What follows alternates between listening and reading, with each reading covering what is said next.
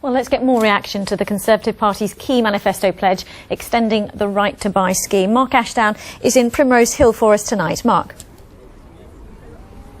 Yes, Riz, the capital skyline looks beautiful as ever this evening, but it is a sad fact that much of the property out there is simply unaffordable for many, many people. Is this going to help then? Well, joining me this evening to talk through a bit of it, get a bit of reaction, is Andrew Teacher, an independent property analyst. Thanks for joining us. So does it feel like one of these typical political policies, giving with one hand the right to buy, but perhaps taking with the other in a diminishing social housing stock?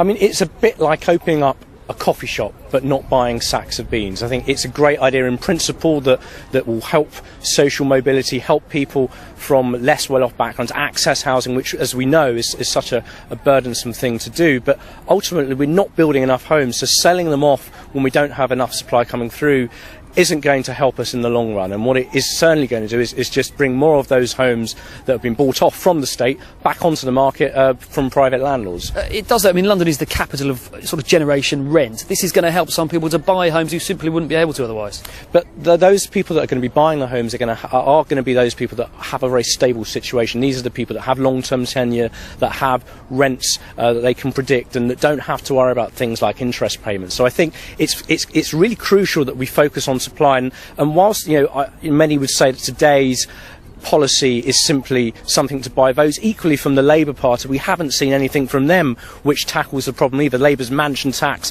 is obviously also going to hit the income poor, people that have inherited or just simply live in big houses because they've grown into that position. And I think what we need to do really is take politics out of the housing equation. We need to look at all of the public land that's owned by councils across London, which could create over 1 million houses. There's swathes of land owned by people like the MOD, NHS, other government departments, Ministry of Defence, National Health Service, and similarly brownfield sites owned by other people that could be brought back into use. That's pre-developed land that often has problems like cleaning, needed to clean it out and remediate that land. Doing so could give us space. Now I think the crucial thing that we need to address is the fact that politics plays such a massive role in housing, and the reality of it is that developing a housing development or airport, anything, is always going to disproportionately affect those in the local vicinity more than the country as a whole. And I mean, there is this idea of social cleansing as well, the idea that doing this, councils, because it's going to be so expensive to replace these properties, they'll have to build elsewhere, perhaps break up communities, move people out of London. Exactly, and that's a real problem, and I think the reason for that is because people are subsidising, or people as in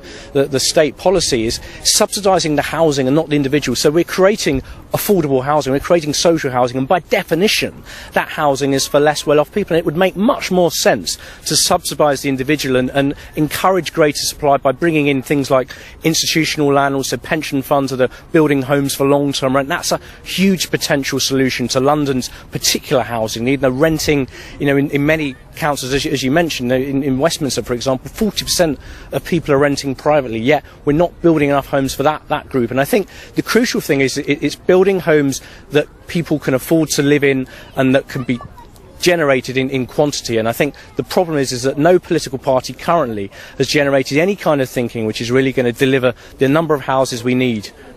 All right, listen, thank you very much for joining us, Andrew. It is, as we've been hearing today, a key Conservative policy. I'm sure there'll be much debate over the coming weeks. Riz.